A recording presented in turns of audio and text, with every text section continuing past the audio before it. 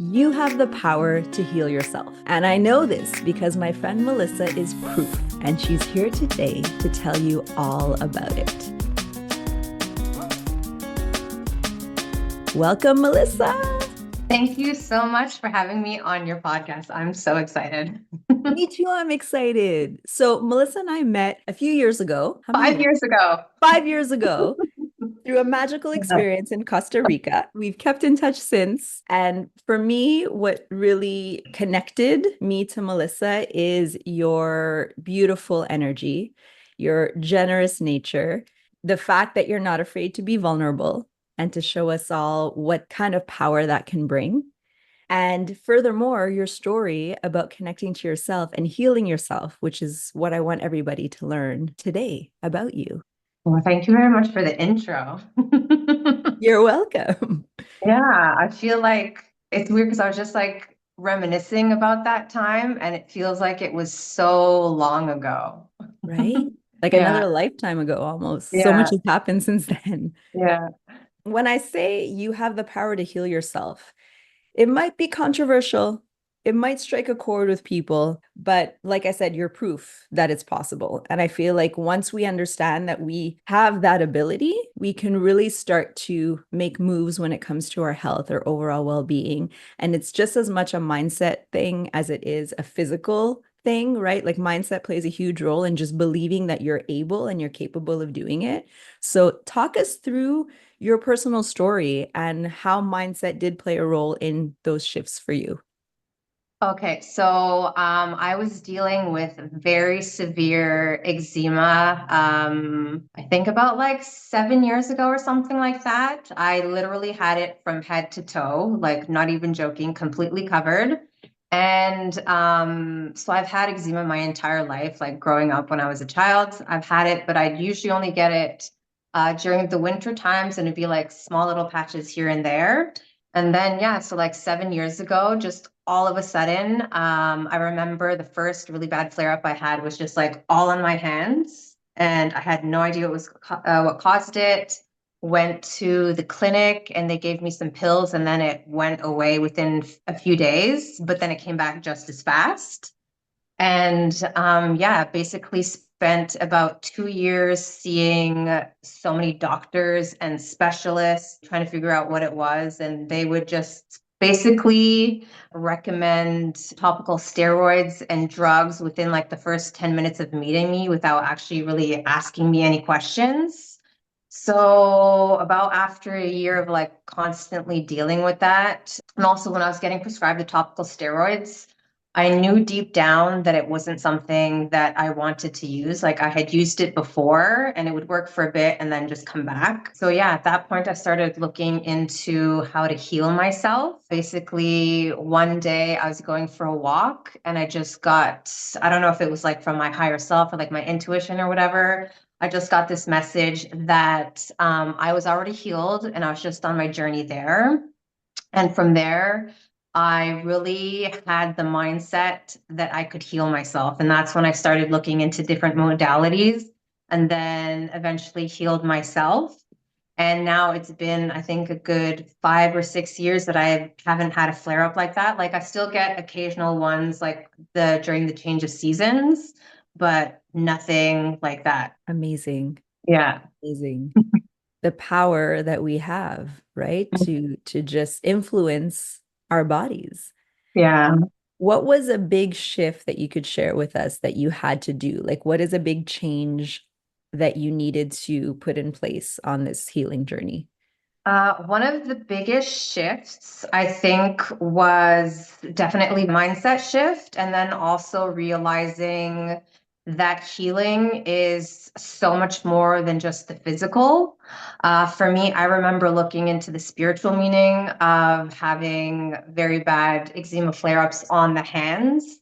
Mhm. And that message for me was that I needed to be doing something creative with my hands. And then I was like, wait a minute, like that's true. Like I had these dreams of like making jewelry and just being like in a more creative lifestyle. And then also once I made the switch from that, like my flare-ups never came back. I love that. I Yeah. love that because I'm truly a believer in the spiritual meaning behind things and that connection to hands and creativity. And since Yeah. then, you created beautiful jewelry and you have a shop, an Yes, Etsy yes, I shop, and you go to do. pop-ups. So, and I have some pieces from you as well. Oh, I should be wearing my earrings. Ah, I'm gonna tag it. I'm gonna tag you in them. But yes, Melissa has beautiful crystal jewelry. I think you were one of the first to introduce me to crystal jewelry 5 years ago because you had brought some to Costa Rica Yeah. and just the power of crystals. I think I discovered that through you as well. And I know that that's a big part of your journey as well, of like connecting to your spirituality and connecting to the energy of the universe through these kind of crystals and these kind of tools. Can you tell us a bit more about that? Yeah, so I actually learned about crystals maybe a couple years prior to starting my jewelry business. Like I've always been interested in like shiny things and like rocks and stuff like that. But a friend of mine was actually sharing about like how different crystals had different properties and how they can help you out in like certain parts of your life. And I found that very interesting. And then I got certified in Reiki level 1 and Reiki level 2, and just like doing lots of research on that and just like reading more about Reiki and how like everything's energy. And then realizing that crystals have energy, I decided to quit my job one day and start my jewelry business and just infuse like Reiki with the crystals. Amazing. And how has that changed your life? Now I'm doing something that I absolutely love. Yeah, so I quit my job. I think it was about like 6 years ago. I was working at a bookstore, and I loved the job, but at the same time, like I was getting my flare up, so I was like constantly having to like cancel shifts. And now I get to make jewelry. I get to be creative with my hands. I also started taking a few metalsmith courses. I think it was like last summer and the summer before that. So like now I make really cool things out of silver. And I feel like it's just like opened my eyes to different ways of creating. Like through the metalsmithing, I had no idea like how many different steps it took to create rings and stuff like that. And I have like so Yeah. much more respect for jewelers now. Yeah. And I love that the journey for you was a natural one. That Yeah. there was nothing forced. That's what it sounds like to me, anyways, that it just kind of led you to discover this new way of making jewelry, which then in turn helps you discover more about yourself too, which I love. Yeah. Yeah, Exactly. beautiful pieces. Thank That you. bracelet's really nice, actually. Oh, thank you. Yeah. I'm excited Yes. to make more. Yeah, I'm excited to buy from you. Good. For those listening who may have similar skin conditions, like let's use that for an example, like eczema is one, or my father actually suffers from psoriasis, right, which is a similar skin condition. What is the first thing that we can begin to do to maybe move away from those steroids or that topical cream that we're being asked to put on it? And what can we do from the inside out to start helping our healing? So, one of the biggest things that I would recommend would be looking into changing your diet, even if it's just something that's temporary. When I was going through my flare ups, I remember one time, like my hands were so swollen, like I couldn't even bend my finger. And then when I was working at that bookshop, a book magically happened to be like coming out of like one of the things. So I picked it up and it was called the Eczema Detox. Yeah, I was like, oh, this is totally meant to be. So yeah, I did. I read some of it and it has different diets. So it could be like if you're vegan, vegetarian, if you eat meat, if you're a child.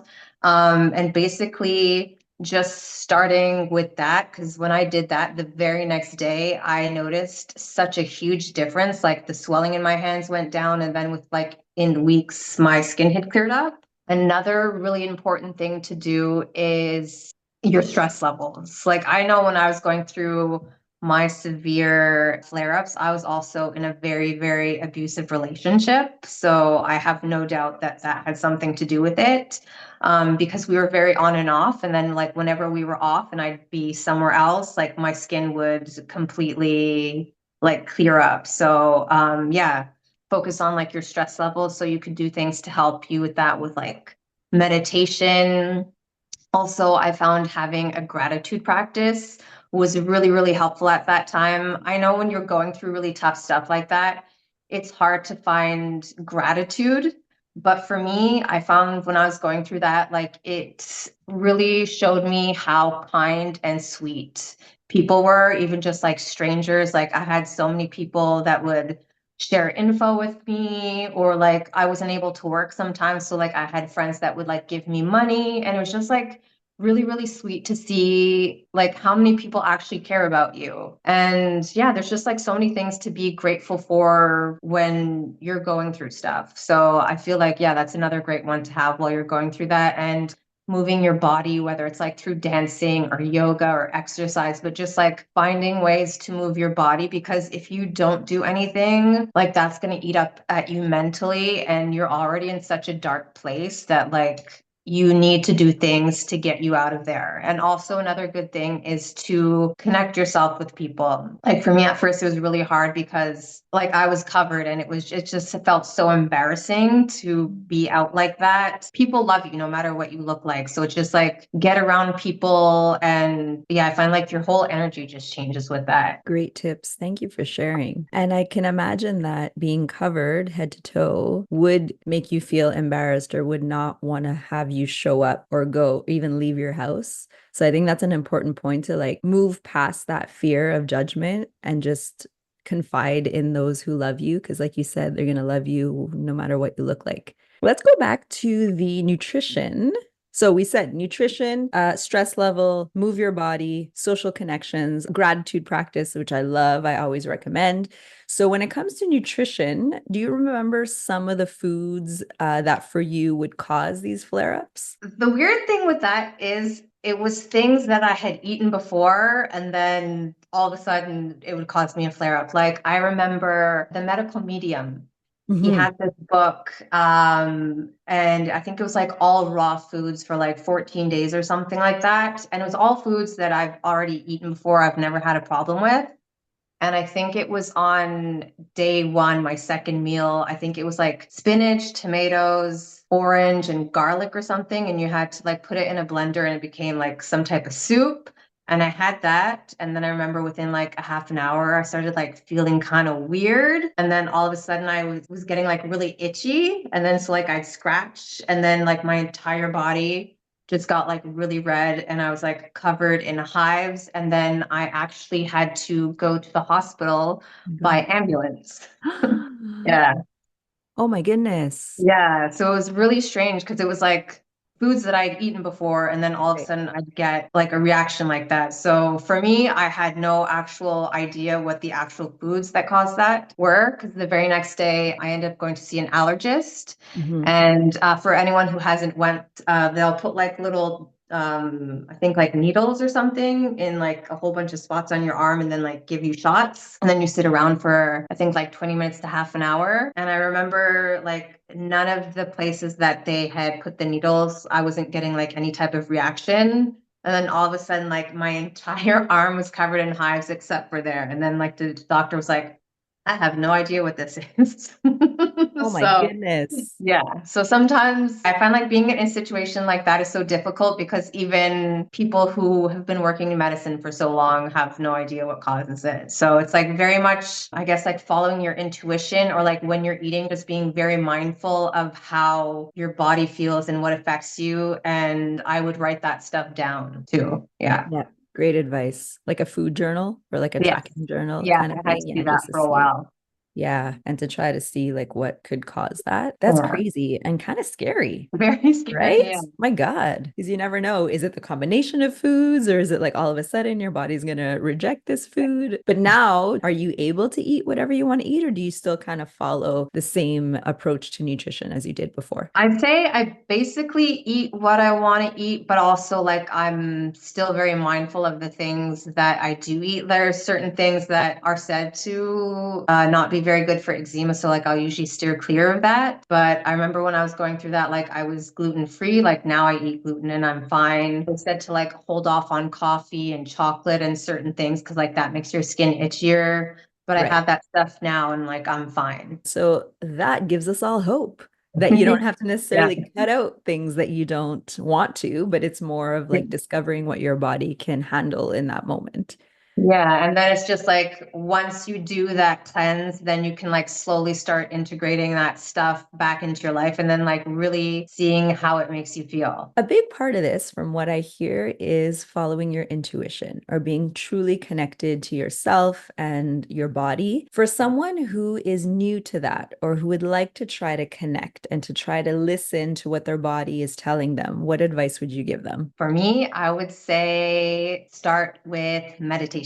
So I was introduced to meditation, I think about like 8 years ago from my cousin. She was doing like a 30-day challenge. So I started that and basically I fell in love. Like that practice has completely transformed my life. First, like I started doing like the guided meditation. So like you just kind of like sit there and like listen to it. And then like slowly I started doing ones where it's just like music and then like you could kind of hear your own thoughts and stuff like that. So I feel like that's a really great way to connect to your intuition. Another one, I find like just being outside in nature, like not having your music or anything like that, and just like appreciating like everything that we have around us. And I find that really helps with like intuition. It's true. The other day I went outside and I decided to not have like distracting music as I walked. And I was like, oh my goodness, this feels good. Of just being like present. Often we feel like we need to keep ourselves occupied, but that's often a distraction as well. So I love that. Thank you. Mhm. And tell us a bit more about your new YouTube journey. Oh, yes. Okay. So this Yay. is very exciting. So I have been wanting to start a YouTube channel for years now. I'm sure like I've told you about it years ago, but I was also like so shy back then and just like not feeling like I was ready or anything like that. And then finally last year, I was like, okay, I've been talking about this so much. And also like you inspired me too, because like you have your podcast now. And I'm like, okay, Sabrina can do it. And I have like these other friends that are like, going for their dreams, like I need to do this. So yeah, September 1st of 2023, I put out my very first video. I originally started the channel because I really wanted to share like the things that I've gone through, the things that have helped me transform, like I said, like meditation, working out, having like a gratitude practice, but I still wasn't like completely comfortable in front of the camera. And then it was just like a lot of work with like filming and then editing and like all that stuff that I kind of stopped for a bit, but I still really wanted to have my channel and like share something. So I got into ASMR because first of all, I got to like create this really cool vibe with like the lights and everything, just make it cozy. And I really wanted to share Reiki in a different way.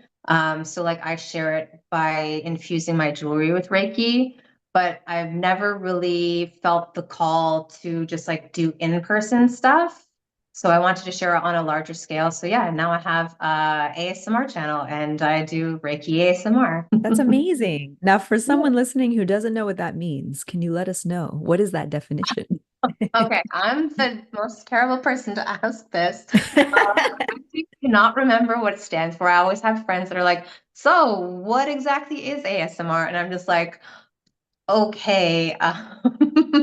Basically, it's like different sounds that you can make. So like I do a lot of things with like finger fluttering. So like I'll put a whole bunch of rings on and just like kind of move my hands and like you'll hear little tingles. People will whisper. There's also ones of people like eating food. So there's like so many different types of it, but basically it's just like supposed to be a very like calming, relaxing effect. Thank you. That was great. Yes. And I think there's a component of sensation, right? Like when I watch and listen to you, it is supposed to evoke some kind of sensation in me, correct? That Yeah. energy transfer.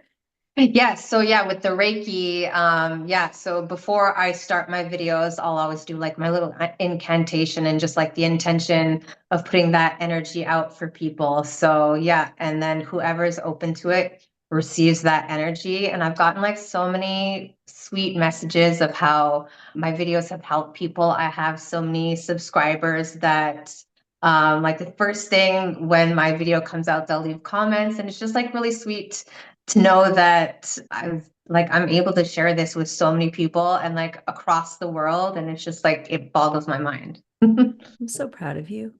Well, You're thank doing it. you. Yay. Yes. For everyone listening and watching, the link to Melissa's YouTube channel will be in the show notes, of course. So it's a one click away to discover what she's doing on YouTube, which is beautiful.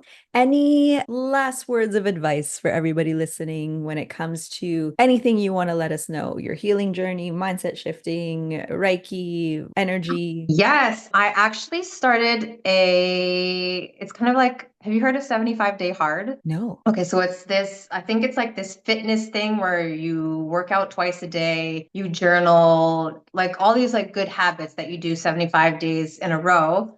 But I've been doing one for artists. So it's like make art for 20 minutes a day, journal, move your body, and all these things. So I had been doing that, and I found just doing that was creating so much joy in my life, just like tiny little things where I could sprinkle joy in. And I've noticed that because I've been doing that, so many things have just been coming into my life at like such a fast pace by just being joyful every day. And I'm actually going to BC on Saturday because I manifested a trip. Wow. Oh, yeah, I'm just like really excited. I just feel like the past like 6 weeks or something where I've just been actively practicing just being more happy. Things have just been coming at me and I love it. Oh, I love that too. That's great advice. So, Mhm. everyone, how can you infuse more joy and happiness Okay, into so your life?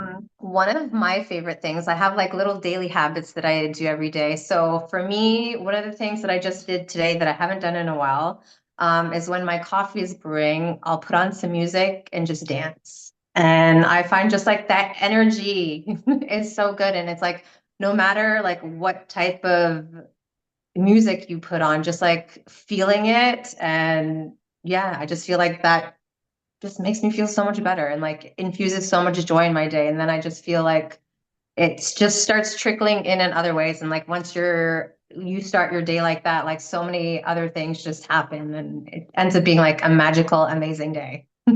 Love it. And I love your text messages that you send me. Melissa's such a sweetie. I'll get random text messages like, have a magical day. And it makes my day. So please keep doing it. Thank you.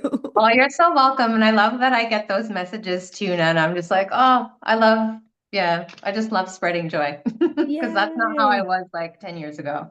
Wow. Well, that's Yeah. how I see you. I feel like when I met you, that's what I saw. And that's like the inner you that's coming forward, that unfortunately you weren't able to be your authentic self in the past life situation. But now you're just able to show up authentically you and spread joy wherever you go. And it's beautiful. Thank you. And it feels really good too. Thank you so much for sharing with us today. You gave us so much insight and so many amazing tips and things that we can do to connect to ourselves, to heal ourselves, to bring more joy to our life. So thank you so much. You are so welcome. And thank you so much for having me on your podcast. And I'm so proud of you. Thank you.